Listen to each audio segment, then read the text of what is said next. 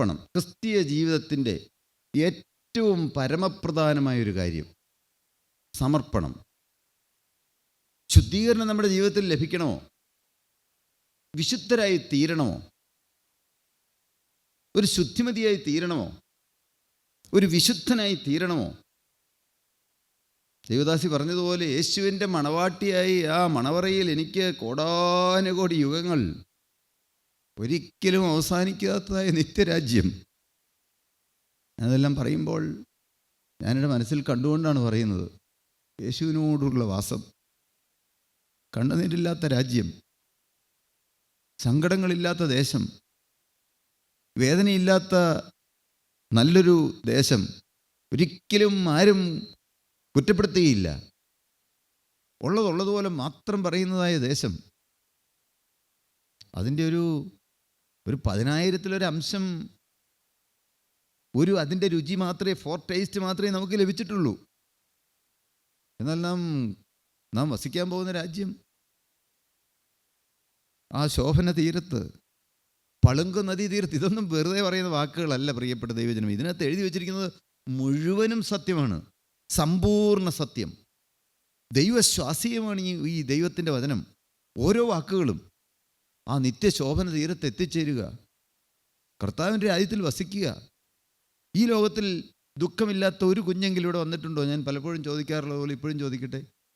ദുഃഖമില്ലാത്തവരായി ഒരു കുഞ്ഞു പോലും വന്നിട്ടുണ്ടായിരിക്കില്ല. പുറമേ നാം ചിരിക്കുമ്പോഴും നമ്മുടെ ഉള്ളം കരയുന്നു. എല്ലാവർക്കും ഉണ്ട് അവരവരുടേതായ സ്വകാര്യ ദുഃഖങ്ങളുണ്ട്, മറ്റുള്ളവർ അറിയുന്നതായ ദുഃഖങ്ങളുണ്ട്. എന്നാൽ ദുഃഖമില്ലാത്ത നാട് നിങ്ങൾ സ്വപ്നം കണ്ടുകൊണ്ട്, സ്വപ്നം കാണുമെന്ന് ഉറങ്ങുമ്പോൾ കാണുന്നതല്ല, അങ്ങനെ ആ രാജ്യം കണ്ടുകൊണ്ട് മാത്രം ജീവിക്കുന്ന ജീവിതം. ഇപ്പോൾ നമ്മൾ ഒരു IAS പരീക്ഷ എഴുതാൻ പോവുക. ഉദാഹരണം പറഞ്ഞാൽ പരീക്ഷ 10 മണിക്കാണ്. ഇവിടെ ഈ മൂവാറ്റുപുഴ ഏത് കോളേജ്, എവിടെ വെച്ച്, നിർമ്മല കോളേജിൽ വെച്ചാണ് പരീക്ഷ നടക്കണതെന്ന് വിചാരിക്കുക. പരീക്ഷ ഏതിൻ്റെയാണ് നടക്കുന്നത്? IAS പരീക്ഷ, സിവിൽ സർവീസ്. ആ പരീക്ഷ പാസ്സായി കഴിഞ്ഞ് കഴിഞ്ഞാൽ അപ്പോൾ തന്നെ ഗവൺമെൻറ്റിന് ശമ്പളം കിട്ടിത്തുടങ്ങും. ഒരു 1.5 ലക്ഷം രൂപ കൂടുതൽ മിനിമം എത്രയെങ്കിലും ശമ്പളം ഉണ്ടല്ലേ? എത്രയെങ്കിലും ഉണ്ടാവും, ഏറ്റവും മിനിമം. പിന്നെ അത് ഉയർന്നു പോകുന്നു, കളക്ടറാവുന്നു, അല്ലെ അങ്ങനെയുള്ള എല്ലാം അങ്ങനെ വന്ന് ചീഫ് സെക്രട്ടറി വരെ ആകുന്നു. ആ പരീക്ഷ എഴുതാൻ പോകുമ്പോൾ ഇവിടുന്നാണ് പോകണ്ടേ, നമ്മുടെ വീട്ടിൽ നിന്നാണ് പോകുന്നതെന്ന് വിചാരിച്ചോ. ഇറങ്ങി ചെല്ലുമ്പോൾ ഈ വഴിക്ക് രണ്ടുപേരും തമ്മിൽ തർക്കിച്ചുകൊണ്ടിരിക്കുക. നമുക്ക് നല്ല പരിചയമുള്ള ആളുകളാണ്, പരിചയമുണ്ട്. പക്ഷെ 9 മണിയായി സമയം, 10 മണിക്കാണ് പരീക്ഷ. 30 മിനിറ്റ് മുമ്പെങ്കിലും റിപ്പോർട്ട് ചെയ്യണം. നമ്മളത് തീർക്കാൻ വേണ്ടി ഇവിടെ കാത്തു നിൽക്കുമോ? ഒന്ന് ചിന്തിച്ച് നോക്കിയാൽ നിൽക്കുമോ? നമ്മൾ ആ കാര്യത്തിനകത്ത് പോയി തലയിടാൻ പോവോ? എടവി, നിങ്ങളിങ്ങനെ വഴക്കൊന്നും കൂടല്ലേ, നിങ്ങൾക്ക് പ്രശ്നമൊന്നും ഉണ്ടാക്കല്ലേ, താൽക്കാലികമായ ജീവിതമല്ലേ, എന്തിനാണ് നിങ്ങളിങ്ങനെ വഴക്കൊക്കെ ഉണ്ടാക്കണേ, അങ്ങനെ പറയാൻ നമ്മൾ നിൽക്കുമോ? ഇല്ല. അതല്ല, അന്നേരമാണ് പോണ വഴിക്ക് ഒരാളുടെ കാര്യം ഒന്ന് നിന്ന് ഒരു കാര്യം പറയാനുണ്ട്. ആ കൂട്ടായ്മയിലുള്ള, നിങ്ങളുടെ കൂട്ടായ്മ തന്നെ ഒരാളില്ലേ, അദ്ദേഹം നമ്മൾ പുറമെയൊക്കെ ഇവിടെ വന്ന് ഭക്തിയോടെയൊക്കെ ഇരിക്കുന്നുണ്ടെങ്കിലും അദ്ദേഹം ഭാര്യയായിട്ട് അത്ര ഒരു രസത്തിലല്ല. അതൊന്ന് ആ കാര്യം ഒന്ന് പറയണം കേട്ടോ. കേൾക്കാൻ നിൽക്കുമോ? മിണ്ടണില്ലോ നിങ്ങൾ? കേൾക്കാൻ നിൽക്കുമോ? ഇല്ല. വലിയൊരു ലക്ഷ്യത്തിനായി ഇവിടുന്ന് പോവുകയാണ്. IAS പരീക്ഷ പാസ്സായാൽ ഇവിടുത്തെ ഒരു IASകാരനാകാം, സിവിൽ സർവീസ് എക്സാം പാസ്സായാൽ, അല്ലേ? അതിലപ്പുറം അല്ലെങ്കിൽ ചീഫ് സെക്രട്ടറി ആകാമായിരിക്കും. അതെവിടെ എന്ന് വരെയുള്ള കാര്യമാണ്? ശവക്കുഴി വരെയുള്ള കാര്യം. ശവക്കുഴി വരെ ഇല്ല, റിട്ടയർമെൻറ്റ് വരെ, ഏറി വന്നാൽ 60 വയസ്സ് വരെ. നിങ്ങൾ ആലോചിച്ച് നോക്കൂ, എത്ര സൂക്ഷ്മതയോടെയായിരിക്കും ആ യാത്ര ചെയ്യുന്നത്. അലസമായിട്ട് യാത്ര ചെയ്യുമോ? 10 മിനിറ്റോടെ ഉണ്ട്, ഒരു കാര്യം ചെയ്തൊക്കെ ഇവിടെ ആ കടയിൽ കയറി ചായ കുടിച്ചിട്ട് പോയേക്കാം വിചാരിക്കുമോ? ഇല്ലാന്ന്. വ്യക്തമായ ലക്ഷ്യം. ഞാനൊരു യാത്ര തുടങ്ങി, എൻ്റെ യാത്ര അവസാനിക്കുന്ന ദിവസം അതെന്നാന്ന് അറിഞ്ഞുകൂടാ. അവിടെയാണ് പ്രശ്നം. എന്നോ ഒരു ദിവസം ഞാൻ എൻ്റെ യാത്ര അവസാനിക്കും. അപ്പോൾ അതുകൊണ്ട് എത്ര സൂക്ഷ്മതയോടെയാണ് യാത്ര ചെയ്ത് പോവുകയുള്ളൂ ഈ IAS പരീക്ഷ എഴുതാനാണെങ്കിൽ. നാം ഓരോരുത്തരും ചിന്തിക്കണം, നാം എത്ര സൂക്ഷ്മതയോടെയാണ് ജീവിക്കുന്നത്. അത്രമാത്രം സൂക്ഷ്മതയോടാണോ നാം ഓരോരുത്തരും. ഞാൻ നിങ്ങളോട് പറയുമ്പോൾ തിരുവചനം എന്ന് പറഞ്ഞു കഴിഞ്ഞാൽ ഇരുവായത്തിലുള്ള വാളാണ്. എപ്പോഴും നാം സജീവരായിട്ട് നിൽക്കണം. അതിനെ പറയാൻ തുടങ്ങുമ്പോൾ അറിയാവുന്ന അതിനാണ് ഈ ഉറക്ക പറഞ്ഞോളാം. ഇപ്പോൾ നമ്മൾ പറയാൻ പോകും ഏതാണ് പറയുന്നത്? നമുക്കുള്ള മഹാപുരോഹിതൻ 10-12 പേർക്കറിയാം. നല്ല ശബ്ദത്തിൽ ഉറക്ക പറയണം. നമുക്കുള്ള മഹാപുരോഹിതൻ നമ്മുടെ ബലഹീനതകളിൽ പാപമൊഴികെ സകലത്തിലും സർവത്തിലും നമുക്ക് തുല്യനായി പരീക്ഷിക്കപ്പെട്ടവനത്രേ നമുക്കുള്ളത്. അതുകൊണ്ട് കരുണ ലഭിപ്പാനും തൽസമയത്ത് സഹായത്തിനുള്ള കൃപ പ്രാപിപ്പാനുമായി നാം ധൈര്യത്തോടെ കൃപാസനത്തിനടുത്ത് ചെല്ലുക. ഇപ്പം എന്തൊരു സജീവമായി കൂട്ടായ്മ ഉണർന്നു. ഇതെന്നും വേണം. അപ്പോൾ അടുത്ത് വരുന്ന ആളുകളും അവർക്ക് തോന്നും, എടാ ഇത് ശരിയായിട്ട് അവർ വചനമൊക്കെ പറയാൻ പഠിക്കുന്നുണ്ടല്ലോ, അപ്പോൾ ഇവിടെ ഇരുന്ന് ഇങ്ങനെ മയങ്ങിയത് ശരിയാവില്ലല്ലോ. അറിയാതെ ആ തീ പയ്യെ പയ്യെ കത്തി വചനം തീയാണ്. ജീവനുള്ള ദൈവത്തിൻ്റെ വചനം, പരിശുദ്ധാത്മാവിൻ്റെ ശബ്ദം, മനുഷ്യനെ രൂപാന്തരപ്പെടുത്തുന്നത്. ഉണ്ടാകട്ടെ എന്ന് ദൈവം പറഞ്ഞു, ഉണ്ടായി. ശക്തിയുള്ള വചനം, ഉൾനട്ടതായ വചനം, ആത്മാവിനെയും പ്രാണനെയും സന്ധി മജ്ജകളെയും വിടുവിക്കും വരെ തുളച്ചു ചെല്ലുന്ന വചനം. ദൈവം നമ്മെ സ്നേഹിക്കുന്നു. നാം ആരും ചെറിയവരല്ല. നിങ്ങളാരും ചിന്തിക്കരുത്. ജീവനുള്ള ദൈവം നമ്മെ കണ്ടതുകൊണ്ടാണ് ഇവിടെ വിളിച്ചു വരുത്തിയത്. യുഗ പരിപാടിയിൽ നമ്മൾ ഉൾപ്പെടുത്തി. നാം ആരും തികഞ്ഞവരല്ല, നാം ആരും ഉന്നതരല്ല. എന്നാൽ നാം എല്ലാവരും വിലയേറിയവരാണ്, നാം മാന്യരാണ്. ജീവനുള്ള ദൈവം നമ്മെ കണ്ടു. എന്തൊരു സമാധാനത്തോടെയാണ് നാം പ്രശ്നങ്ങളുണ്ടെങ്കിലും ജീവിക്കുന്നത്. എന്തെല്ലാം പ്രതിസന്ധികളും പ്രയാസങ്ങളും പ്രാതികൂല്യങ്ങളും എല്ലാം ഉണ്ട്. ഓർത്താൽ മനുഷ്യ ജീവിതം മുഴുവൻ ദുഃഖം നിറഞ്ഞതാണ്, സങ്കടം നിറഞ്ഞതാണ്, വേദന നിറഞ്ഞതാണ്, യാതന നിറഞ്ഞതാണ്. ഓരോരുത്തരെയും കാണുമ്പോൾ അവരവരുടെ സ്വകാര്യ ദുഃഖങ്ങൾ, സ്വന്തം ദുഃഖങ്ങൾ, നമുക്കറിയാവുന്ന ചില ദുഃഖങ്ങൾ, മനുഷ്യന് താങ്ങാനാവാത്ത വണ്ണം ദുഃഖം നിറഞ്ഞതാണ് മനുഷ്യ ജീവിതം. ആരെല്ലാം ഓരോരുത്തരെയും കാര്യങ്ങളിലേക്ക് നോക്കുമ്പോൾ ദുഃഖം. Human beings are walking volcanoes എന്ന ചിന്തകൻ എഴുതി വെച്ചത് പുസ്തകത്തിൽ വായിച്ചിട്ടുണ്ട്. ചലിക്കുന്ന അഗ്നിപർവ്വതങ്ങളാണെന്ന്. ശരിയല്ലേ? നിങ്ങൾ ചിന്തിച്ച് നോക്കൂ. നിങ്ങളാരും പൂമത്തയാണെന്ന് വിചാരിച്ച് ക്രിസ്തുവിൻ്റെ പൂമത്ത എന്ന് പറഞ്ഞാൽ എന്താണ്? Christian life is not a bed of roses. എന്താണ്? മെത്തയിൽ നിറയെ റോസാപുഷ്പം നിർത്തിയ നല്ല മെത്ത. എന്ത് സുഖമാണ് മെത്തയുടെ നടന്നു പോകാൻ, ആ കിടക്കാൻ എന്ത് സുഖമാണ്.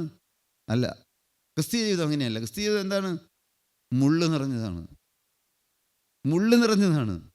നിങ്ങൾ ആലോചിച്ച് നോക്കൂ. മുള്ള് നിറഞ്ഞ വഴി എന്ന് പറഞ്ഞു കഴിഞ്ഞാൽ മുള്ളിങ്ങനെ നിരത്തി വെച്ചിരിക്കുന്നു. നമ്മുടെ നാട്ടിൽ പറയും കട്ടക്കാര മുള്ളെന്ന്. നിങ്ങൾ കേട്ടിട്ടുണ്ടോയെന്ന് എനിക്കറിയില്ല.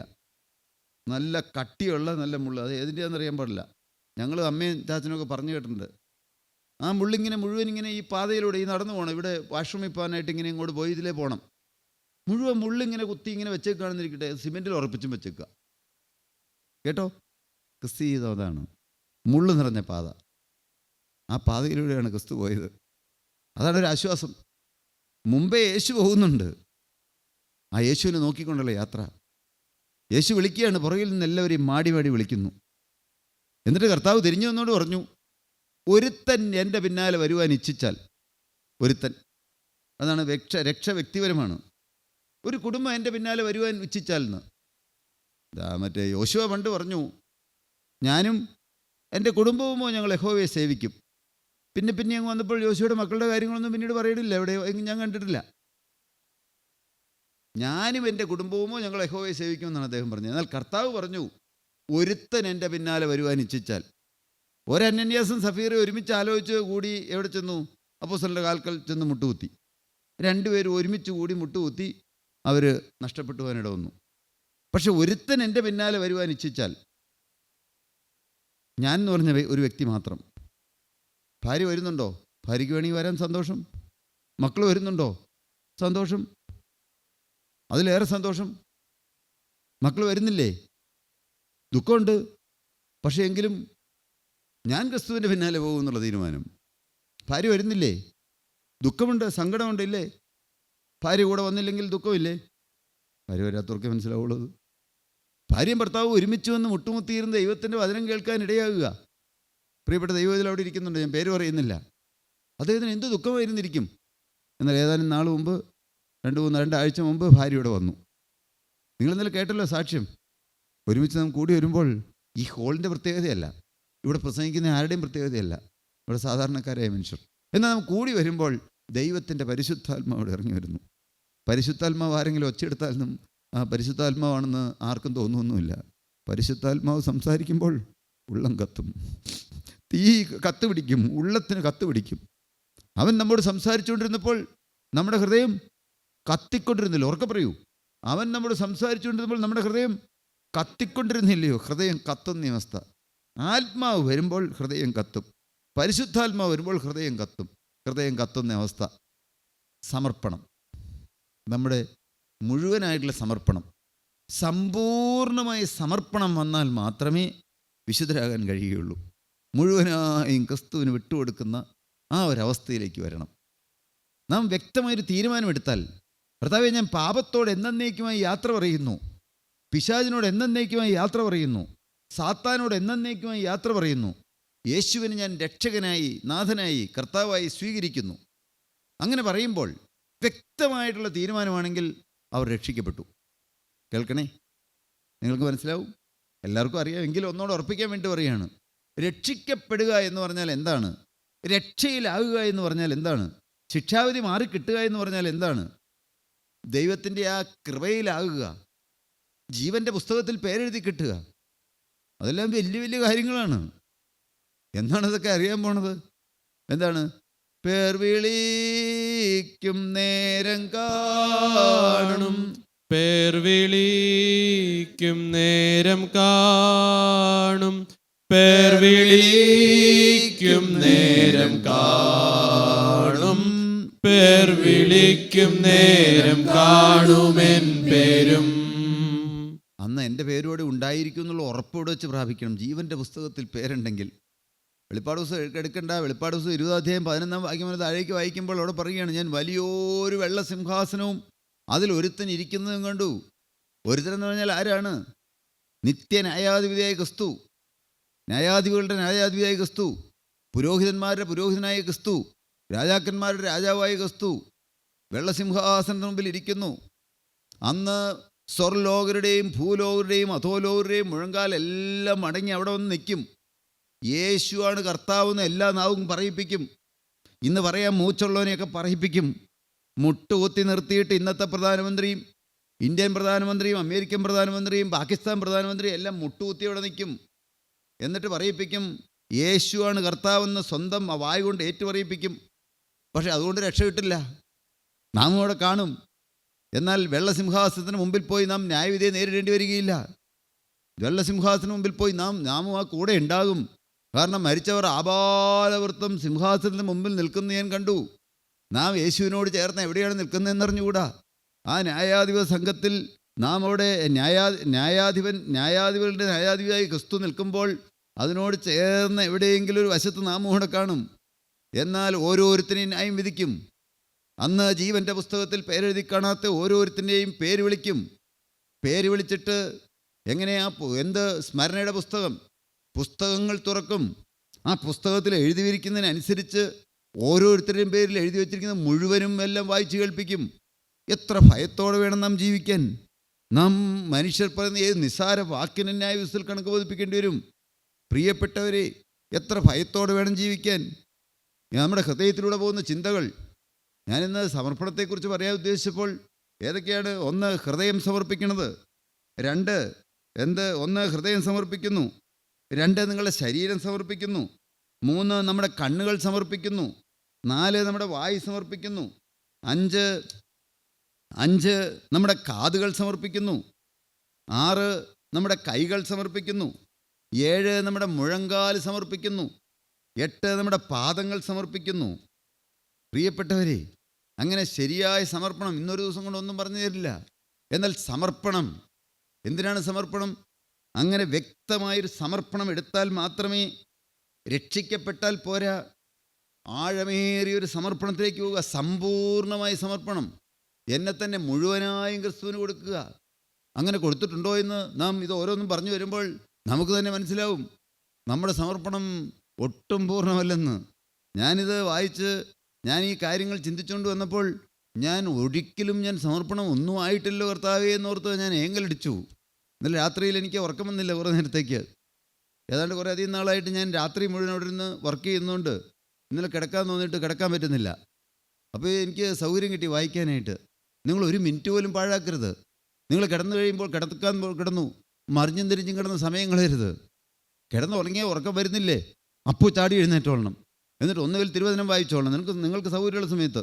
അതുകൊണ്ട് ഞാൻ തിരുവചനം വായിക്കാൻ പോകുകയാണെന്ന് പറഞ്ഞ് ബെഡ്റൂമിൽ ഭാര്യ ഉറങ്ങിക്കിടക്കുകയാണെങ്കിൽ അവിടെ ലൈറ്റ് ഒക്കെ ഇട്ട് ഉറക്കം വായിക്കണം എന്നാണ് പറഞ്ഞത്? അല്ല, എവിടെയെങ്കിലും പോയി ഇരിക്കണം. ഒരു ഹാളിലോ ഒരു സ്ഥലമില്ലെങ്കിൽ അടുക്കളയിൽ പോയി ഇരുന്നോളണം. എന്നിട്ട് വായിച്ചോളണം. വായിക്കണം, വചനം വായിക്കണം. നല്ല നല്ല വിശുദ്ധന്മാരായ ദൈവമക്കൾ എഴുതിയ പുസ്തകങ്ങൾ വായിക്കണം. നാം കാലം തീരാറായി, ഇനി അധികം കാലമില്ല. ഒന്ന്, നമ്മുടെ മരണം, ഏത് സമയത്ത് നമ്മുടെ മരണം വരാം. രണ്ട്, കർത്താവിൻ്റെ വരവ് ഏറ്റവും അടുത്തിരിക്കുന്നു. നാം ശുദ്ധീകരണം പ്രാപിച്ചില്ലെങ്കിൽ ഈ ഭൂമിയിൽ വെച്ച് ഒരു ദിവസം കൊണ്ട് പ്രാപിക്കുന്ന ശുദ്ധീകരണം അവിടെ ചെന്നാൽ 1000 കൊല്ലം കൊണ്ട് പോലും സാധിക്കുകയില്ല. നിങ്ങൾ മനസ്സിലാക്കണമേ പ്രിയപ്പെട്ടവരെ, ഈ ഭൂമിയിൽ ഒരു ദിവസം കൊണ്ട് സാധിച്ചു കിട്ടുന്ന ശുദ്ധീകരണം അവിടെ 1000 കൊല്ലം പോയി തപസ്സിരുന്നാൽ അവിടെ ശുദ്ധീകരണം കിട്ടുകയില്ല. ഇതെല്ലാം സത്യമാണ്. ദൈവമക്കൾ, വിശുദ്ധന്മാരായ ദൈവമക്കൾ എഴുതി വച്ചിരിക്കുന്ന കാര്യമാണ്. എനിക്ക് ആദിയാണ്. എന്തിനാണ് ആദി? കർത്താവേ, ഞാൻ ഇന്നും ഒന്നുമായിട്ടില്ല. ഞാൻ നിങ്ങളോട് പറയുന്നത്, ഞാൻ ഉപദേശിക്കാൻ നിൽക്കുന്നത് ഞാൻ തികഞ്ഞവനായിട്ടല്ല. ഞാൻ എല്ലാവരേക്കാളും പാപിയാണെന്ന് ഞാൻ സമ്മതിക്കുന്നു. കർത്താവേ, ഞാൻ രൂപാന്തരം എന്തുമാത്രം, ഓരോ കാര്യവും ഇത് ഹൃദയം സമർപ്പിക്കുന്ന കാര്യം പറഞ്ഞപ്പോൾ കർത്താവേ, ഞാൻ ഒന്നും സമർപ്പിച്ചിട്ടില്ലല്ലോ ദൈവമേ, എന്തെല്ലാം മാറ്റം വരേണ്ടിയിരിക്കുന്നു. അതാണ് ശരിയായ കാഴ്ചപ്പാട്. ഞാൻ ഒന്നും ആയിട്ടില്ല. അതാണ് കർത്താവ് പറഞ്ഞ, ആത്മാവിൽ ദരിദ്രരായവർ ഭാഗ്യവാന്മാർ, സ്വർഗരാജ്യം അവർക്കുള്ളത്. ആത്മാവിലുള്ള ദാരിദ്ര്യബോധം, ഞാൻ ഒന്നുമായിട്ടില്ല എന്നുള്ള ചിന്ത നാം സമർപ്പിച്ചിട്ടുണ്ടോ? ഞാൻ മുഴുവനായും എന്നെ വിട്ടുകൊടുത്തിട്ടുണ്ടോ? ഞാൻ എൻ്റെ ഹൃദയം കർത്താവിന് കൊടുത്തിട്ടുണ്ടോ? പ്രിയപ്പെട്ടവരെ, നമ്മുടെ ചിന്തകൾക്കനുസരിച്ച് ന്യായവിധിയുണ്ട്, വാക്കുകൾക്കനുസരിച്ച് മാത്രമല്ല. എന്തിനാണ് വായി സമർപ്പിക്കുന്നത്? അരുതാത്ത വാക്ക് പറയാൻ പാടില്ല. എനിക്ക് പേടിയാണത് പറയുമ്പോൾ തന്നെ. എൻ്റെ നാവിലൂടെ എന്തെങ്കിലും ആരോടെങ്കിലും മിണ്ടണമെങ്കിൽ എൻ്റെ യേശുവേ എന്ന് ചിന്തിക്കാതെ പറഞ്ഞെങ്കിൽ ഈ ഭൂമുഖത്തെ ഏറ്റവും വലിയ വിഡ്ഢിത്തേ വായിൽ നിന്ന് വരികയുള്ളൂ, ഈ നാവിൽ നിന്ന് വരികയുള്ളൂ. എത്ര പേരെ കരയിപ്പിച്ച ദുഷ്ടഭാവിയാണ് ഞാൻ. ആരോട് പറയുമ്പോഴും കുത്തി മുറിവേൽപ്പിക്കുന്ന വാക്കുകളെ പറയുകയുള്ളൂ. സർപ്പവിഷം അവരുടെ തൊണ്ടയിലുണ്ട്, അവരുടെ വായിലുണ്ടെന്ന് പറയുന്നത് പോലെ നാവ് മുഴുവൻ വിഷം നിറഞ്ഞ വാക്കുകൾ പറയുന്നു. അതെല്ലാം ഓർക്കുമ്പോൾ കർത്താവേ, എനിക്ക് ശിക്ഷാവിധി ഒഴിവാക്കി തന്നല്ലോ എന്നുള്ള കർത്താവിനോടുള്ള നന്ദി. എന്തെല്ലാം മാറാനുണ്ടെന്നാണ് പറഞ്ഞത്. മാറിയിട്ടെന്നല്ല, മുഴുവൻ മാറിയതുകൊണ്ടല്ല ഇവിടെ നിൽക്കുന്നത്. എന്നാൽ ഒരു കാര്യം എനിക്ക് നല്ല ഉറപ്പാണ്, എന്നെ വിളിച്ച ദൈവം വിശ്വസ്തനാണ്. അവിടുന്ന് എന്നെ രൂപാന്തരം വരുത്തിയിരിക്കും. കർത്താവ് എനിക്ക് വർഷങ്ങൾക്ക് മുമ്പ് ഒരു വാഗ്ദത്തം തന്നിട്ടുണ്ട്. എന്താണെന്നറിയാമോ? ഞാൻ അന്ന് നമ്മുടെ കൂട്ടായ്മയിലുണ്ട് വിശുദ്ധനായ ദേവദാസൻ, അദ്ദേഹത്തിൻ്റെ നാവിലൂടെ ഞാൻ കേട്ടിട്ടുണ്ട്, ഞാൻ നിങ്ങളോട് പറഞ്ഞിട്ടുണ്ട്. ഞാൻ വാനമേഘങ്ങളിൽ വിശുദ്ധന്മാരെ ചേർക്കാൻ വരുമ്പോൾ നീ അവിടെ ഉണ്ടായിരിക്കും മകനേ എന്ന്. നീ അവിടെ ഉണ്ടായിരിക്കും മകനേ എന്നാണ് പറഞ്ഞത്. നിന്നെ അവിടെ കാണാൻ സാധിക്കുമായിരിക്കും എന്നല്ല പറഞ്ഞത്. ഗ്യാരണ്ടീഡാണ് എൻ്റെ രക്ഷ എന്ന്. പ്രിയപ്പെട്ടവരെ, ഞാനിന്നത് അനുഭവിക്കുന്നു.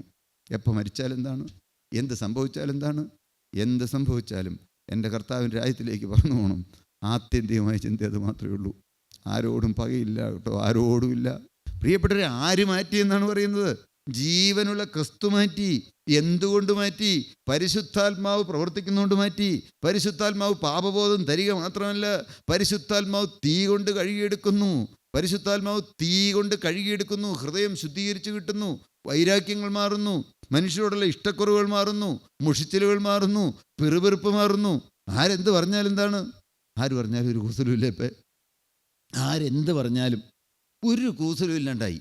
പണ്ടാണെങ്കിലോ ആരെങ്കിലും പറഞ്ഞാൽ അത് സത്യമല്ലാതെ തെളിയിക്കാൻ വേണ്ടി എന്തോരം വ്യഗ്രത ഞാൻ കാണിച്ചിരുന്ന മനുഷ്യനാണ്. അല്ലല്ല, ഞാൻ വളരെ നീതിമാനാണ്, ഞാൻ വളരെ പുണ്യവാനാണ്, ഞാൻ ഒരിക്കലും അങ്ങനെ ഒരു കള്ളം പറഞ്ഞിട്ടില്ല, ഞാൻ ഇന്ന കാര്യം ഇങ്ങനെ ചെയ്തിട്ടുള്ളൂ എന്ന് കാണിക്കാൻ എൻ്റെ ഹൃദയം വെമ്പൽ കൊണ്ടിരുന്ന മനുഷ്യൻ. എന്നാലോ നന്നായി എൻ്റെ കർത്താവേ, 2020 അങ്ങനെയെല്ലാം വന്നത് നന്നായി കർത്താവേ, നന്നായി. പണ്ട് ഞാൻ പറയുമായിരുന്നു എൻ്റെ അപ്പം ഭ്രാന്തനായത് നന്നായി, അതുകൊണ്ട് എനിക്ക് താഴേക്ക് കുനിഞ്ഞു നോക്കിയാണ് നടന്നത്. അല്ലെങ്കിലോ ഞാൻ ഒരിക്കലും പ്രേമിച്ചിട്ടില്ല, എന്നെ ഒരു പെണ്ണും പ്രേമിച്ചിട്ടില്ല, എന്നോട് ഒരിക്കലും ആരും ഒന്നും പറഞ്ഞിട്ടില്ല, പ്രിയപ്പെട്ടവരെ, എന്തുകൊണ്ട്? ഭാഗ്യം. ഭ്രാന്തൻ്റെ മകൻ ഒരിക്കലും വിവാഹം കഴിക്കാമെന്ന് ചിന്തിച്ചിരുന്നില്ല. ഞാൻ സത്യമാണ് നിങ്ങളോട് പറയുന്നത്, എനിക്കൊരു കല്യാണത്തെക്കുറിച്ച് ഞാൻ ഒരിക്കലും ചിന്തിച്ചിരുന്നില്ല. ഒരു ഭ്രാന്തൻ്റെ മകൻ ആരെങ്കിലും പെണ്ണ് കൊടുക്കുമോ? ഇല്ല. അതുകൊണ്ട് ഞാൻ കല്യാണം കഴിക്കാമെന്ന് വിചാരിച്ച മനുഷ്യനല്ല. എനിക്കൊരു പ്രതീക്ഷയില്ലാതെ താഴേക്ക് നോക്കി നടന്ന മനുഷ്യൻ. നന്നായി നന്നായി. ഇന്ന് നിങ്ങളായിരിക്കുന്ന സാഹചര്യത്തിൽ നിങ്ങളെ കൊണ്ടുവന്നത് ജീവനുള്ള ദൈവമാണ്. സത്യം, നിങ്ങളിത് വിശ്വസിക്കൂ. നിങ്ങൾ ഒരിക്കലും അതൃപ്തരായിരിക്കരുത്. എനിക്ക് ഈ ഭൂമിയിലേക്ക് വെച്ച് ഏറ്റവും നല്ല ഭർത്താവിനെ എൻ്റെ കർത്താവ് തന്നു. വിവാഹം കഴിഞ്ഞ മക്കൾ അങ്ങനെ മാത്രമേ ചിന്തിക്കാവൂ. വിവാഹം കഴിഞ്ഞു, ഏതെങ്കിലും ഒരു കാരണവശാൽ ഏതെങ്കിലും ഒരു പ്രയാസത്തിൽ നേരിട്ട് നിങ്ങൾ മുമ്പോട്ട് പോവുകയാണോ, പിരിയാൻ എന്തെങ്കിലും ഒരു കാരണം വന്നു, ചിന്തിച്ചോളണം, കർത്താവേ, എനിക്ക് ഏറ്റവും നല്ലത് എൻ്റെ കർത്താവ് കരുതി. കാരണം ഞാൻ ദൈവത്തെ വിളിച്ചിറങ്ങിയവനാണ്, ജീവനുള്ള ദൈവത്തെ വിളിച്ചിറങ്ങിയ മനുഷ്യനാണ്. അതുകൊണ്ട് എൻ്റെ ജീവിതത്തിൽ വരുന്ന എല്ലാം നന്മയ്ക്കെന്ന് നിങ്ങൾക്ക് കാണാൻ കഴിയണം. ഏത് കാര്യവും നന്മയ്ക്ക്, എല്ലാം നന്മയ്ക്ക്. കടബാധ്യത വന്നോ? നന്മയ്ക്കാണ് മകനെ, നന്മയ്ക്ക്. ഒരുപക്ഷെ നീ വലിയ കെടുതിയിലേക്ക് നിനക്ക് പണമെല്ലാം ഉണ്ടായി, നല്ല ഇഷ്ടം പോലെ പണമെല്ലാം ഉണ്ടായി, എല്ലാ സാഹചര്യങ്ങളും ഉണ്ടായി. നീ ചിറകെടുത്ത് പറന്ന് വേറെ വലിയ അഴുക്ക് വഴികളിലേക്ക് പോയി, ഈ ലോകത്തിൻ്റെ കൂത്തുകാഴ്ചയിലേക്കും സുഖഭോഗ ലാലസകളിലേക്കും പോയി നീ നിത്യ നരകത്തിൽ കിടന്ന് കത്തരുതെന്ന് എൻ്റെ കർത്താവിന് വ്യക്തമായ ഉദ്ദേശമുള്ളതുകൊണ്ട് നിനക്ക് കടബാധ്യത വന്നപ്പോൾ, പിശാച് കെണി വെച്ചപ്പോൾ കർത്താവ് അനുവദിച്ചു. നല്ലത്. പ്രിയപ്പെട്ടവരെ, ഇത് മാത്രമേ ചിന്തിക്കാവൂ. നിങ്ങൾ ഒരിക്കലും നിരാശപ്പെടരുത്, ഒരിക്കലും തളരരുത്. ആയിരിക്കുന്ന സാഹചര്യത്തിൽ ഒരിക്കലും നിങ്ങൾ പരാതി പറയുന്നവരാകരുത്. എനിക്ക് ഇങ്ങനെ ഒരു ഭർത്താവിനെയല്ലേ കിട്ടിയത്, എന്ത് പറഞ്ഞാലും പെട്ടെന്ന് പൊട്ടിത്തെറിച്ച് കോപിക്കുന്നയാൾ നിങ്ങളുടെ നാവ് പറയരുത്. അത് നല്ലതാണ്, കാരണം നിനക്ക് രൂപാന്തരം കിട്ടാൻ നല്ലതാണ്. പ്രിയപ്പെട്ടവരെ, ഇങ്ങനെ നിങ്ങൾ നിരന്തരം നന്ദി എന്താണ് എന്നെ ആക്കി വെച്ചിരിക്കുന്ന സാഹചര്യം ഏറ്റവും നല്ല സാഹചര്യം. ലക്ഷ്യം ശരിയാണെങ്കിൽ അല്പം പോലും പേടിക്കണ്ട. ലക്ഷ്യം ശരിയായിരിക്കണം. എന്താണ് ലക്ഷ്യം? ലക്ഷ്യം എന്താണ്? എനിക്ക് സ്വർഗരാജ്യത്തിൽ എത്തിച്ചേരണം, എനിക്കൊരു വിശുദ്ധനായി തീരണം, എനിക്ക് ശുദ്ധിമതിയായി തീരണം. നിങ്ങളൊരു വ്യക്തമായി സമർപ്പണം എടുത്തു നോക്കൂ. വ്യക്തമായി സമർപ്പണം. ഒന്നുകിൽ ആൾക്കാർ നിങ്ങൾക്കെതിരാവും. എഴുതി വെച്ചോ, നിങ്ങൾ വീട്ടിൽ പോലും ആൾക്കാർ എതിര് വരും, വീട്ടിൽ പോലും എതിരുകൾ വരും. എത്ര കൂട്ടായ്മക്കാരാണെങ്കിലും നോക്കിക്കോളൂ, നിങ്ങൾക്ക് ഒരു എതിർപ്പുമില്ലേ? ഭാര്യ വലിയ സ്നേഹമായിട്ട് ഒരു കാര്യത്തിനകത്ത് ഒരു വഴക്കുണ്ടാക്കണില്ലേ? മക്കളൊന്നും എല്ലാം അനുസരണമുള്ള നല്ല കുഞ്ഞുങ്ങളായിട്ട് ജീവിക്കുകയാണോ? അല്ലെങ്കിൽ എല്ലാം സാമ്പത്തികമായിട്ട് നല്ല ഭദ്രതയും കാര്യങ്ങളുമാണോ? നോക്കിക്കൊള്ളൂ, നിങ്ങൾ ഉറക്കെ ശ്രദ്ധിച്ചുകൊള്ളൂ, ശരിക്കും ഇരുത്തി ചിന്തിച്ചുകൊള്ളൂ. പറയുന്ന സത്യമാണ്, നിങ്ങൾ സമർപ്പണം എടുത്തിട്ടില്ല. നിങ്ങൾക്ക് പറഞ്ഞ് മനസ്സിലാവുന്നുണ്ടോ? സമർപ്പണം എടുത്താൽ നിങ്ങൾക്ക് പലർക്കും മനസ്സിലാവുന്ന കാര്യമല്ല ഇത്, എന്നാൽ ഇതൊരു പരമസത്യമാണ്. നിങ്ങളിത് വിശ്വസിച്ചുകൊള്ളൂ. നിങ്ങൾ വ്യക്തമായൊരു സമർപ്പണത്തിലേക്ക് വരുമെങ്കിൽ നിങ്ങളെ ഏത് വിധേനയും നിങ്ങളെ തെറ്റിക്കാൻ ദുഷ്ടനായ പിശാച് കെണിവെച്ച ആരിലാണ് ഒരു പഴുത് കിട്ടുന്നതെന്ന് നോക്കിക്കൊണ്ട് അവരിലൂടെ പ്രവർത്തിക്കാൻ ശ്രമിക്കും. പ്രിയപ്പെട്ടവരെ, അത് നല്ലതാണെന്നാണ് ഞാൻ പറഞ്ഞത്. ഇതൊരു പരമസത്യമാണ്. നിങ്ങൾക്ക് എത്ര പേർക്ക് ഇത് പിടികിട്ടുമെന്ന് എനിക്ക് അറിഞ്ഞുകൂടാ. അതുകൊണ്ട് നന്മയ്ക്ക് നിങ്ങളൊരു തീരുമാനം എടുത്ത്, ശരി, ഒരു സമർപ്പണമൊക്കെ എടുത്ത് നിർത്തട്ടെ, അങ്ങനെ വിചാരിക്കൂ. നല്ല വ്യക്തമായി സമർപ്പണം. ഞാനും എനിക്കുള്ളതെല്ലാം യേശുവിന് സ്വന്തമേ. നിങ്ങൾ ആലോചിച്ച് നോക്കിയോളൂ. ഒരു സമർപ്പണം എടുത്തു എന്നിരിക്കട്ടെ, മനസ്സിലാവുന്ന ഭാഷയല്ലേ ഞാൻ പറയുന്നത്. ഒരു സമർപ്പണം വ്യക്തമായിട്ടെടുത്താൽ, ഞാൻ ഒരിക്കലും എൻ്റെ കണ്ണുമായിട്ട്, അത് ഞാൻ അങ്ങോട്ട് വരുന്നുണ്ട്, എന്നാൽ ഹൃദയത്തിൽ ഒരു കാരണവശാലും ഹൃദയം സമർപ്പിച്ചിട്ടുണ്ടോ? ആ ഒരു വാക്ക് മാത്രം ഒന്ന് പറയട്ടെ. നിങ്ങളുടെ ഹൃദയം യേശുവിനായി തുറന്നു കൊടുത്തിട്ടുണ്ടോ? ഹൃദയം തുറന്നു കൊടുത്തിട്ടുണ്ടോ? എന്നേക്കുമായി ഹൃദയം തുറന്നു കൊടുത്തിട്ടുണ്ടോ? ഹൃദയം തുറന്നു കൊടുത്തുവെങ്കിൽ പിശാച് അപ്പോൾ തന്നെ കെണിവയ്ക്കാൻ നോക്കും. എന്താണെന്നറിയാമോ? ഈ ഹൃദയത്തിലൂടെ ചീത്ത ചിന്തകൾ വരുത്തിക്കാൻ നോക്കും. അല്ലെങ്കിൽ നമ്മുടെ മനസാക്ഷിക്ക് നിരക്കാത്തതായ പല കാര്യങ്ങളും നമ്മുടെ ജീവിതത്തിലേക്ക് കടത്തി വിട്ടുകൊണ്ടിരിക്കും. മനസാക്ഷി നമ്മെ കുറ്റം പറയാൻ തുടങ്ങും. ഹൃദയം മുഴുവനായും വിട്ടുകൊടുത്തിട്ടുണ്ടോ? മുഴുവനും ഹൃദയം നാം ഏൽപ്പിച്ചു കൊടുത്തിട്ടുണ്ടോ? കർത്താവേ, എൻ്റെ ചിന്തകൾ ഏൽപ്പിച്ചു തരുന്നു, എൻ്റെ വിചാരങ്ങൾ ഏൽപ്പിച്ചു തരുന്നു. നമുക്കൊരു വാക്യം ഒന്ന് വായിക്കാം. മർക്കോസ് സുവിശേഷം, വിശുദ്ധ മർക്കോസ് സുവിശേഷം 7-ാം അധ്യായം 21-22 വാക്യങ്ങൾ. അകത്തുനിന്ന് മനുഷ്യരുടെ ഹൃദയത്തിൽ നിന്ന് തന്നെ. കേട്ടോ, എവിടെ നിന്നാണ് വരുന്നത്? അകത്ത് നിന്ന്, മനുഷ്യന്റെ ഹൃദയത്തിൽ നിന്ന് തന്നെ. ദുശ്ചിന്ത, ചീത്ത ചിന്ത എവിടെ നിന്നാണ് വരുന്നത്? ആരും പുറമേ നിന്ന് കൊണ്ടുതരുന്നതല്ല. ഹൃദയം ക്രിസ്തുവിനായി വിട്ടുകൊടുത്തുവെങ്കിൽ, മുഴുവനായും ക്രിസ്തുവിനായി സമർപ്പിച്ചുവെങ്കിൽ, അവിടെ തീയിറങ്ങി കത്തിയെങ്കിൽ, പ്രിയപ്പെട്ട ദൈവവേദലേ, നിങ്ങൾ വിശ്വസിച്ചുകൊള്ളൂ. കർത്താവിൻ്റെ കരുണയിൽ ചാരി നിന്നുകൊണ്ട്, ആ കാൽപാദം കെട്ടിപ്പിടിച്ചു നിന്നുകൊണ്ട്, ആ തിരുരക്തത്തിൽ മറിഞ്ഞു നിന്നുകൊണ്ട് ഞാൻ പറയട്ടെ, ഹൃദയം ഏൽപ്പിച്ചു കൊടുത്തിട്ടുണ്ടെങ്കിൽ ആ ഒരു വ്യക്തമായി എൻ്റെ ഹൃദയം ഇതാ കർത്താവേ, ഇനി ഒരിക്കലും അങ്ങനെ അരുതാത്ത ചിന്ത വരാൻ ഞാൻ സമ്മതിക്കുകയില്ല, അരുതാത്ത ആഗ്രഹം വരാൻ ഞാൻ സമ്മതിക്കുകയില്ല, ദുശ്ചിന്ത വരാൻ ഞാൻ സമ്മതിക്കുകയില്ല. കർത്താവേ, തിരുരക്തത്താൽ എന്നെ പൊതിയണം, എപ്പോഴും ശരണം വിളി. കർത്താവേ, തീമതിൽ സംരക്ഷണം എനിക്ക് തരണമേ, തിരുരക്തത്താൽ എന്നെ പൊതിഞ്ഞുകൊള്ളണമേ, ചീത്തചിന്ത വരാതെ എന്നെ കാക്കണമേ, അപ്പാ തീ കൊണ്ട് ഇങ്ങനെ പൊതിഞ്ഞു നിൽക്കണമേ എന്നുള്ള ശരണം വിളി നമുക്കുണ്ടാകും. പ്രിയപ്പെട്ടവരെ, ദുശ്ചിന്ത, അടുത്ത വാക്ക് എന്താണ്? വ്യഭിചാരം. വ്യഭിചാര ചിന്ത വരുന്നു. എന്താണ് വ്യഭിചാര ചിന്ത എന്ന് പറഞ്ഞു കഴിഞ്ഞാൽ വിശദീകരിക്കേണ്ട ആവശ്യമില്ല. അഴുക്ക് ചിന്തകൾ കയറി മേയുന്നു. ഏതാണ്? ജീവനുള്ള ദൈവത്തിൻ്റെ വചനം പറഞ്ഞുകൊണ്ടിരിക്കുമ്പോൾ പോലും, ആ വചന ശുശ്രൂഷ നടന്നുകൊണ്ടിരിക്കുമ്പോൾ പോലും ദൈവദാസൻ വേണ്ടി പറഞ്ഞു കേട്ടിട്ടുള്ള വാക്കുകളാണ്.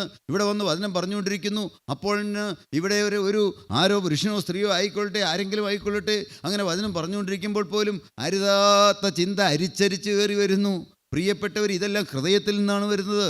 അതിൻ്റെ അർത്ഥം എന്താണ്? ഹൃദയം കൊടുത്തിട്ടില്ല, ഹൃദയം മുഴുവനായി ഏൽപ്പിച്ചു കൊടുക്കുക. ഞാനത് വെറുതെ പറയുന്ന വാക്കല്ല. ഇന്നലെ രാത്രി ഞാനിരുന്ന് പ്രാർത്ഥിച്ചപ്പോൾ, കർത്താവേ, എന്താണ് പറയേണ്ടത്? പ്രിയപ്പെട്ട ദൈവമക്കളോട് എന്താണ് സംസാരിക്കേണ്ടത്? കർത്താവേ, പാപിയായി എനിക്ക് പറഞ്ഞു തരണമേ എന്ന് പറഞ്ഞപ്പോൾ കർത്താവ് എനിക്ക് തന്നെ ആലോചനയാണ് നിങ്ങളോട് പറയുന്നത്. പ്രിയപ്പെട്ടവരെ, നിങ്ങൾക്ക് ശുദ്ധീകരണം പ്രാപിക്കണമോ, നിങ്ങൾക്ക് വിശുദ്ധരായി തീരണമോ? ഒരു ചെറിയ കൂട്ടം, നമ്മൾ ന്യൂനപക്ഷമാണ്, കുറച്ച് പേര് മതി, നമ്മൾ സാധുക്കളാണ്. ഇവിടെ വരുന്നവരാരൊക്കെയാണ്? അന്ന് ദീനക്കാർക്കല്ലാതെ വൈദ്യനെ ആവശ്യമില്ല എന്ന് എൻ്റെ കർത്താവ് പണ്ട് പറഞ്ഞു. അന്ന് പറഞ്ഞ അതേ 2000 കൊല്ലം മുമ്പ് എൻ്റെ കർത്താവ് പറഞ്ഞു, എല്ലാം ദീനക്കാരാണ്. ഇവിടെ വരുന്ന പലരും കാണാമെന്ന് ഞങ്ങൾ ദൈവമക്കളോട് പല കാര്യങ്ങളും ചോദിക്കാൻ വരുമ്പോൾ നമ്മൾ തന്നെ കരഞ്ഞു പോകും. കടബാധിതയായിട്ട് വലയുന്നവർ, രോഗം വന്ന് വിഷമിക്കുന്നവർ, വിവാഹം നടക്കാത്ത സാധുക്കളായ ആളുകൾ, ജോലിക്ക് വേണ്ടി പഠിച്ച് മടുത്തു, ഒരു ജോലിയും കിട്ടാത്തവർ, വിവാഹം നടന്നു ഏതാനും നാളുകളായി. ഇന്നലെ ഒരു കൊച്ചൻ, ഇന്നലെ മാതാപിതാക്കൾ വന്ന് പറയുന്നത് കേട്ടപ്പോൾ നമ്മുടെ ചങ്ക് പൊട്ടിപ്പോകും. 31 വയസ്സ് പ്രായമേ ഉള്ളൂ, കണ്ടാൽ സുമുഖനും സുന്ദരനുമായ ഒരു കൊച്ചൻ. എന്നാൽ എന്താണ്? ഭാര്യ എന്തോ കാരണം പറഞ്ഞു ഉടനെ പിരിഞ്ഞു. പ്രിയപ്പെട്ടവരെ, ഇങ്ങനെ ദുരിതമനുഭവിക്കുന്നവരാണ് വരുന്നത്. നാം പ്രിയപ്പെട്ട ദൈവമക്കളെ, നമുക്ക് ബാധ്യതയുണ്ട്. അനേകരെ തീയിൽ നിന്ന് വലിച്ചെടുത്ത് രക്ഷിക്കാൻ നമുക്ക് ബാധ്യതയുണ്ട്. നാം അലസരായി ജീവിക്കരുത്. ഞാൻ എന്നോട് തന്നെയാണ് പറയുന്നത്, ഞാൻ നിങ്ങളോട് ആരോടുമല്ല പറയുന്നത്. ഞാൻ അലസരായി ജീവിച്ചു പോയ കാലങ്ങൾ കർത്താവേയോട് എന്നോട് കണക്കിടരുതേ എന്ന് ഞാൻ പ്രാർത്ഥിച്ചുകൊണ്ടും കരഞ്ഞുകൊണ്ടും കർത്താവിൻ്റെ കാൽപാദത്തിൽ കെട്ടിപ്പിടിച്ചുകൊണ്ടാണ് ഞാൻ പറയുന്നത്. ഞാൻ വികാര വിക്ഷുപ്തതയിൽ നിന്ന് പറയുന്നതല്ല. പ്രിയപ്പെട്ടവരെ, എൻ്റെ മനസ്സിൽ മുഴുവൻ കർത്താവ് നിറച്ചു തന്നിരിക്കുന്ന ഒരേ ഒരാഗ്രഹം, ഇനിയൊന്നും ആയിട്ടില്ല എന്നും, മാത്രമല്ല എന്തുമാത്രം ദൂരം ഇനി യാത്ര ചെയ്യാനുണ്ടെന്നും, എനിക്ക് പോകാനും നോക്കാനും പിൻഗമിക്കാനും കൊള്ളാവുന്ന ഒരേ ഒരുവൻ മാത്രമേ ഉള്ളൂ എന്നും. കർത്താവേ, ഞങ്ങളെ ശുദ്ധീകരിക്കണമേ, ഞങ്ങളുടെ ഈ കൂട്ടത്തെ കഴിവെടുപ്പാക്കണമേ, ഞങ്ങളെ വിശുദ്ധരാക്കി തീർക്കണമേ. കർത്താവേ, ഞങ്ങൾക്ക് അതിൽ കുറഞ്ഞതൊന്നും വേണ്ട കർത്താവേ എന്ന് പറയാൻ ഹൃദയം വെമ്പൽ കൊള്ളുന്നു. പ്രിയപ്പെട്ട ദൈവജനമേ, ദൈവം നമ്മെ സ്നേഹിക്കുന്നു, ജീവനുള്ള ക്രിസ്തു നമ്മെ സ്നേഹിക്കുന്നു. ഒരു ചെറിയ കൂട്ടത്തെ കർത്താവ് വിളിച്ചു വേർതിരിച്ചു. ചെറിയ കാര്യമല്ല പ്രിയപ്പെട്ടവരെ, എന്ത് വലിയ ലക്ഷ്യത്തിലേക്കാണ് ദൈവം നമ്മെ നടത്തിക്കൊണ്ടിരിക്കുന്നത്. ജീവനുള്ള ക്രിസ്തു എന്നെ വിളിച്ചു എന്നുള്ള ആ ഒരു വ്യക്തമായ ഉറപ്പും ധാരണയും പ്രത്യാശയും. അതുകൊണ്ടാണ് ദൈവദാസി പറഞ്ഞുകൊണ്ടിരുന്നപ്പോൾ ഞാൻ എങ്ങലടിച്ച് കരയുകയായിരുന്നു. ഞാൻ വെറുതെ കരഞ്ഞു എന്നല്ല ഞാൻ പറഞ്ഞത്. ജീവനുള്ള ക്രിസ്തുവിനെ നോക്കിക്കൊണ്ട് യാത്ര ചെയ്യാൻ ഭാഗ്യം ലഭിച്ചവരാണ് ഇവിടെ ഇരിക്കുന്നതിൽ ബഹുഭൂരിപക്ഷവും. നിങ്ങൾ മുഴുവനായും ഹൃദയം സമർപ്പിച്ചു കൊടുക്കണം. എന്തൊക്കെയാണ്? ദുശ്ചിന്ത, വ്യഭിചാരം, പിന്നെ എന്താണ്? വേഗം വായിക്കാം. പരസംഗം, കൊലപാതക ചിന്ത വരുന്നു. എന്താണ് കൊലപാതക ചിന്ത? നിങ്ങൾ കേൾക്കണമേ. നിങ്ങളോട് താല്പര്യമില്ലാതെ, ഇപ്പം നിങ്ങൾക്ക് ഏതെങ്കിലും രീതിയിൽ, ഇപ്പം നിങ്ങൾ ഇവിടെ ഞങ്ങൾ പറയുകയാണെങ്കിൽ, ഞാൻ പറയുകയാണെങ്കിൽ, ഡെൻ്റൽ ലാബുകൾ നടത്തുന്ന അനേകം ഭയങ്കര കോമ്പറ്റീഷനുള്ള ഫീൽഡാണ്. ഇവിടുന്ന് തന്നെ പലരും പോയി പലരും സ്ഥാപനങ്ങൾ തുടങ്ങിയിട്ടുണ്ട്. എൻ്റെ മനസ്സിൽ ഞാൻ ചിന്തിക്കുക എന്നിരിക്കട്ടെ, ഒരാൾക്കൊരു ആക്സിഡൻറ്റ് വന്നു, ആ ആൾ മരിച്ചുപോയി. കേൾക്കണേ, കൊലപാതകമാണ് പറഞ്ഞത്. എന്താണ്? എനിക്ക് മനസ്സിൽ ഇനി കോമ്പറ്റീഷൻ ഉണ്ടാവില്ലോ. ചിന്തിച്ചേ പ്രിയപ്പെട്ടവരെ, നിങ്ങൾ കൊലപാതകം ചെയ്തു കഴിഞ്ഞു, അല്ലാണ്ട് വേറെ കൊല ചെയ്യാൻ പോകണമെന്നല്ല പറഞ്ഞത്. അല്ലെങ്കിൽ നിങ്ങൾക്ക് ഇഷ്ടമില്ലാത്ത ഒരാൾ, ആ ആൾ മരിച്ചു, ആ ആൾക്കാർ അത്യാഹിതം വന്ന് മരിച്ചു, നിങ്ങളുടെ ഹൃദയത്തിൽ ഊറിയൊരു സന്തോഷം വരുന്നു. ഇവിടെ ഇരിക്കുന്ന പ്രിയപ്പെട്ട ദൈവവേദിയിൽ പറഞ്ഞ് ഞാൻ ഓർക്കുന്നു, എൻ്റെ കർത്താവേ, ദൈവം നടക്കുന്ന വഴി. ഞാനന്ന് വിങ്ങിപ്പൊട്ടിക്കരഞ്ഞു. കർത്താവ് വ്യക്തമായി ബോധ്യം കൊടുത്ത് കർത്താവ് സംസാരിച്ചു എന്നാണ് പറഞ്ഞത്. ഞാൻ അവിടെ നിന്ന് തുള്ളിക്കൊണ്ടാണ് ഞാൻ ആ വാക്കുകൾ കേട്ടത്. ഞാൻ വിശദമായിട്ട് പറയുന്നില്ല. എന്താണ്? ഹൃദയം ക്രിസ്തുവിന് വിട്ടുകൊടുത്തെങ്കിൽ, ശ്രദ്ധിച്ച് കേൾക്കണം നിങ്ങൾ, പറയുന്നത് മുഴുവൻ വെറും വാക്കുകളല്ല. എന്താണ്? മറ്റൊരാൾക്കൊരു ദോഷം വരുമ്പോൾ, മറ്റൊരാൾക്കൊരു ബിസിനസ്സിലൊരു തകർച്ച വരുമ്പോൾ, മറ്റൊരാൾക്ക് ബിസിനസ് കുറവാണെന്ന് കേൾക്കുമ്പോൾ നിങ്ങളുടെ ഹൃദയം സന്തോഷിക്കുന്നുണ്ടോ? അങ്ങനെ സന്തോഷിക്കുന്നുണ്ടെങ്കിൽ നിങ്ങൾക്ക് അസൂയുണ്ടെന്നാണ് അതിൻ്റെ അർത്ഥം. പ്രിയപ്പെട്ടവരെ, അതുകൊണ്ട് കോമ്പറ്റീഷൻ വേണ്ട. നിങ്ങൾ ആരെയും എല്ലാ ഭാഗത്തിനും ജോലി ചെയ്യേണ്ടെന്നാണോ ഞാൻ പറഞ്ഞത്? അല്ല. നമ്മുടെ ഹൃദയം നമ്മുടെ ഹൃദയം വിട്ടുകൊടുത്തിട്ടുണ്ടോ? പ്രിയപ്പെട്ട ദൈവജനമേ, നമുക്ക് ഒട്ടും ഇഷ്ടമില്ലാത്ത ഒരാൾ, നമ്മൾ ഉപദ്രവിച്ചയാൾ, നമ്മൾ ഒരുപാട് കുറ്റം പറഞ്ഞയാൾ, ആ ഒരു കുടുംബം കലക്കിക്കൊണ്ടിരിക്കുന്ന ഒരു മനുഷ്യൻ, അദ്ദേഹം മരിച്ചു എന്ന് കേൾക്കുമ്പോൾ, അല്ലെങ്കിൽ അദ്ദേഹത്തിനൊരു കെടുതി വന്ന് കേൾക്കുമ്പോൾ നമ്മുടെ ഹൃദയത്തിൽ സന്തോഷം വരുന്നുവെങ്കിൽ നിങ്ങൾ ചിന്തിച്ചുകൊള്ളൂ, നിങ്ങൾ കൊലപാതകം അത് ഹൃദയത്തിൽ നിന്ന് വരുന്നു. നിങ്ങൾക്ക് മനസ്സിലാവുന്നുണ്ടോ ഞാൻ പറയണത്? എനിക്ക് അറിഞ്ഞുകൂടാ, ഇങ്ങനെയല്ലേ പറഞ്ഞു തരാൻ കഴിയൂ. പ്രിയപ്പെട്ടവരെ, മനസ്സിലാവുന്ന ഭാഷയല്ലേ ഞാൻ പറയണത്? ഒരിക്കലും ചിന്തയ്ക്കിടം കൊടുക്കരുത്. ഇതെല്ലാം കേൾക്കുമ്പോൾ നമ്മൾ എത്ര പേര് സമർപ്പണം എടുത്തിട്ടുണ്ട്? നമ്മുടെ സമർപ്പണം എന്തെങ്കിലും ആയിട്ടുണ്ടോ? ചിന്തിക്കൂ. കൊലപാതകം. ഇനി അടുത്തത് എന്താണ്? മോഷണം, അത്യാഗ്രഹം. മോഷണം എന്ന് പറയുമ്പോൾ ഏതെങ്കിലും ഒരു ഓഫീസിൽ ജോലി ചെയ്യുന്നു, ഒരു ഗവൺമെൻറ് ഓഫീസിൽ ജോലി ചെയ്യുന്നു, അവിടുത്തെ ഏതെങ്കിലും ഒരു സാധനം മേടിച്ചു, വളരെ ഭംഗിയുള്ള സാധനം, നല്ല സാധനം, വേറെ പ്രത്യേകിച്ച് ആർക്കും ഉപയോഗമില്ലാന്നിരിക്കുകയാണ്, അത് എടുത്തുകൊണ്ട് വരുന്നു. എന്താണ്? മോഷണമാണ്. ദൈവം നോക്കുമ്പോൾ മോഷണമാണ്. വ്യഭിചാരത്തിന് തുല്യമായ പാപം, കൊലപാതകത്തിന് തുല്യമായ പാപം ചെറുതല്ല. പ്രിയപ്പെട്ടവരെ, ശുദ്ധീകരണം വേണമോ? ഹൃദയം സമർപ്പിച്ചിട്ടില്ല എന്നാണ് പറഞ്ഞത്. നാം ചിന്തിച്ചു നോക്കൂ, എന്തെല്ലാം മാറാനുണ്ട്, ഏതെല്ലാം കാര്യങ്ങൾ മാറാനുണ്ട്. അടുത്തത് എന്താണ്? 1 ദുശ്ചിന്ത, 2 വ്യഭിചാരം, 3 കൊലപാതകം, 4 മോഷണം, 5 അത്യാഗ്രഹം. എന്താണ് അത്യാഗ്രഹം? ഉണ്മാനും ഉടുപ്പാനും ഉണ്ടെങ്കിൽ മതി എന്ന് നാം വിചാരിക്കുക എന്ന് തിരുവചനം പറയും. അപ്പോൾ നിങ്ങൾക്ക് ചിലപ്പോൾ ഒരു ചിന്താക്കുഴപ്പം വരും. സാറപ്പോൾ ഈ രാത്രിയിലൊക്കെ ഇരുന്ന് ഇങ്ങനെ കഷ്ടപ്പെട്ട് അധ്വാനിക്കുന്നത് എന്തിനാണ്? പ്രിയപ്പെട്ടവർ, അത് സ്വർഗത്തിലെ ദൈവം തെളിവാക്കി തരട്ടെ. എന്തെന്ന് ജീവനുള്ള ദൈവം അത് വെളിവാക്കി തരട്ടെ. ഞാനൊന്നും വേറെ മറുപടി പറയുന്നില്ല. എന്നാലൊരു കാര്യം എനിക്കറിയാം, എൻ്റെ ഹൃദയത്തിൽ ഉണ്മാനും ഉടുപ്പാനും ഉണ്ടെങ്കിൽ മതി എന്നുള്ള ചിന്ത കൃപയാൽ എൻ്റെ കർത്താവ് തന്നിരിക്കുന്നു. കൃപയാൽ എത്ര പൈസ തരാനുള്ളവരോടും ആരോടും പരാതിയില്ല, ആരോടും പരിഭവമില്ല. ഞാൻ എന്നെ തന്നെ നിങ്ങൾക്ക് കാണിക്കാൻ വേണ്ടിയിട്ട് പറഞ്ഞതല്ല. നിങ്ങളുടെ ഹൃദയം എങ്ങനെയുണ്ട്? അത്യാഗ്രഹം, കിട്ടിയതും കിട്ടിയതും പോരാ എന്നുള്ള ചിന്തയുണ്ടോ? എനിക്ക് പണം സമ്പാദിക്കണം, എനിക്ക് സമ്പാദിക്കണം. എന്തിന്? ആർക്ക് വേണ്ടിയിട്ട്?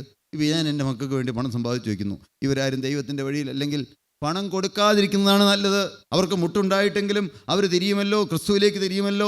ഉള്ള സത്യം ഞാൻ ഹൃദയം തുറന്നു പറയാണ്. പിന്നെയോ, എനിക്ക് പണമുണ്ടെങ്കിലോ ഞാനും എനിക്കുള്ളതെല്ലാം യേശുവിന് സ്വന്തമേ.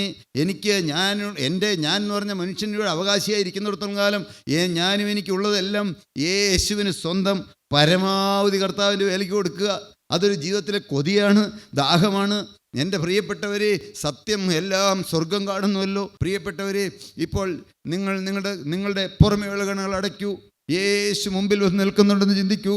പ്രിയപ്പെട്ടവരെ, യേശു അടുത്ത് വന്ന് നിൽക്കുകയാണ്. യേശു എന്നും സ്നേഹവായ്പോടെ നിൽക്കുകയാണ്. യേശു നോക്കിക്കൊണ്ട് നിൽക്കുകയാണ്.